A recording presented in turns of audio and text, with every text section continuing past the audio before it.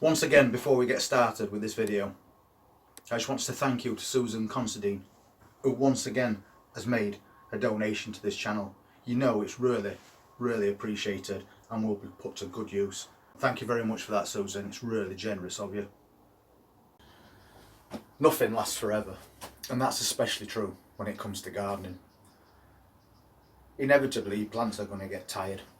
They've been producing fresh fruit and veg for you for months and months.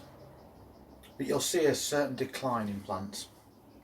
Plants like this tomato plant. It's still trying to put out fresh fruit. But they're near the top and they're very small. So they haven't got much left at season to get to any decent size. And the leaves are starting to look a little tired as well. So sometimes when the plants start to go like that, there's also a risk of powdery mildew and blight setting in at the same time. And unfortunately, if things like that happen, it's going to spread from one plant to another. So something I do is, if I see a plant that is getting tired, I'll take all the fruit away from it that's virtually ready, and then I'll just pull that plant, because we are getting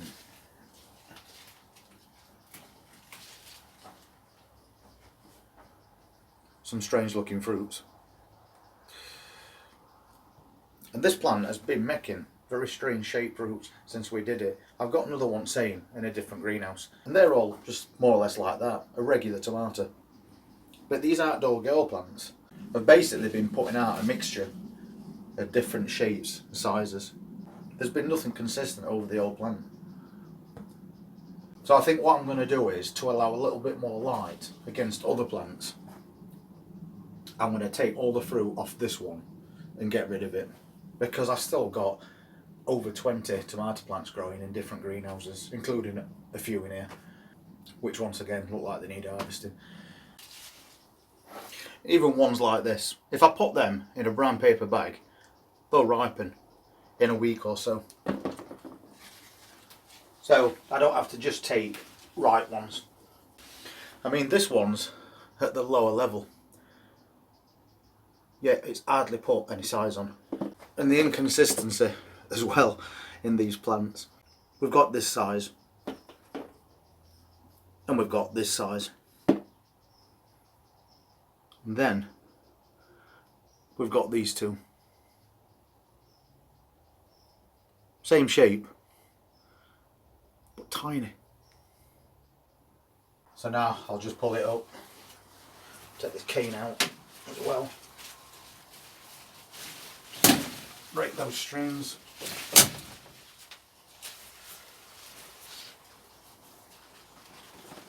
and away it goes.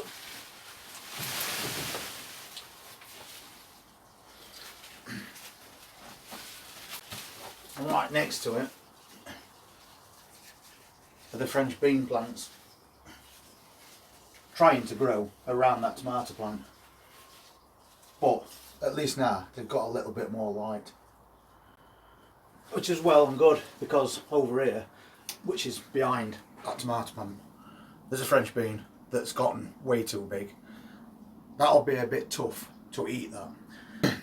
But you could save it, let it completely dry out, and use the seeds for replanting next year. Also looks like we've got a bit of weeding to do, but again, behind that tomato plant that we've just pulled at the bottom. And I think I will keep these for drying out. Something's had a good old munch at this one, which is unusual. I've never seen anything try and eat French beans. So I'm suspecting that might be a frog. I have seen one or two pop in and out of here this year. But something else I've been doing this morning as well is tidying up this French bean plant that a couple of weeks ago looked like it finished, but it's got lots of leaves on it now that are starting to decay. But it's also got new growth. So we need to take away things like this. That's just going to attract pests.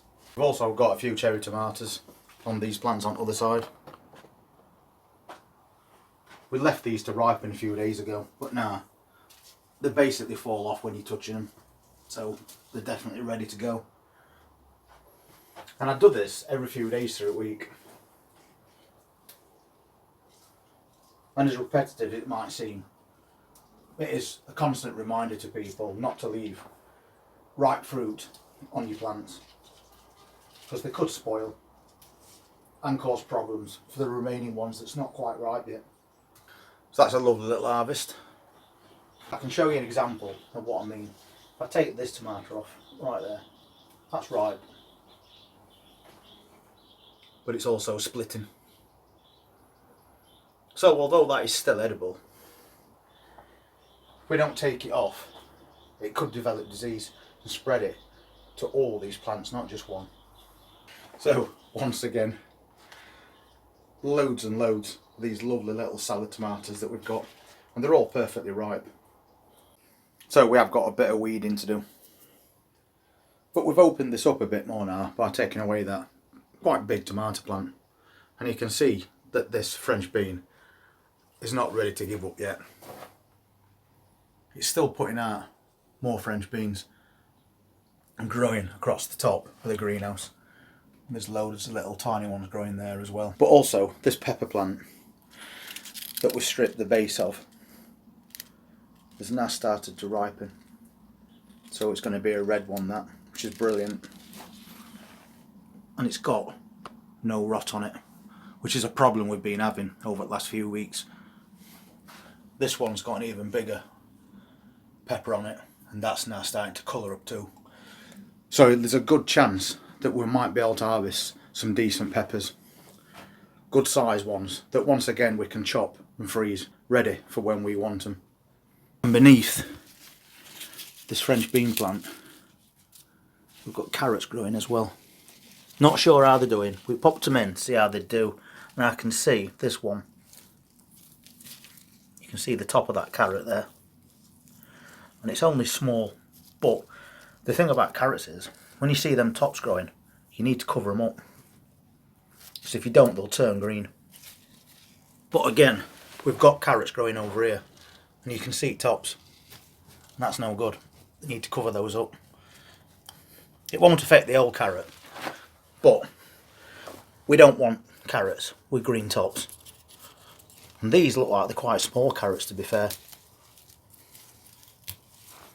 I've got to keep on top of these weeds as well, because they just keep coming. Still quite small. These still aren't ripening, except for that one. That's starting to turn a nice orange colour. I want to leave this plant until every single one has gone bright red. And it'd help if I took all weeds out from around base. So look at these. Now they're doing really well. I think it's time to harvest some of these beetroots, because they're getting right big. And I want them a certain size, but I don't want them huge, because I want to be able to slice them straight into jars. So, although we've sacrificed that plant today, it's no big loss, because we've had loads and loads of tomatoes off it, and we've still got loads more to come from other plants. But at the same time, what it's done is it's opened up a little bit more light for a plant that's continually trying to grow and produce more and more.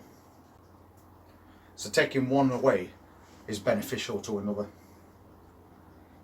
But as we start and approach autumn, plants are going to start and get topped and cut right back, because you need to encourage the existing fruit to ripen.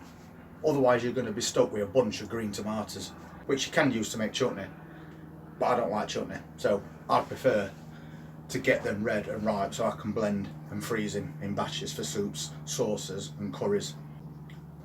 But if you do get a load of green ones, as I said earlier in the video, if you put them in a brown paper bag, leave them somewhere dark, in a week or so they'll be as red as those. Also, another thing that I've done is that plant that I've just pulled up and we've chucked it outside for composting. Tomatoes that are still on it that are green will ripen on that plant if you just leave it be somewhere. Because I did it last year and we got loads and loads of tomatoes from a big pile of plants that we'd ripped up. So although we'd ripped the roots out of the plant, the fruit that's still on the vine will continue to ripen. So you can go back to it a week or so later and pick off all the best ones, which is what we do. Anyway, thank you very much for watching this video. And if you want to see what else we're doing over the next few weeks as we start to approach autumn, then just hit that subscribe button, press that notifications bell, and we'll see you then.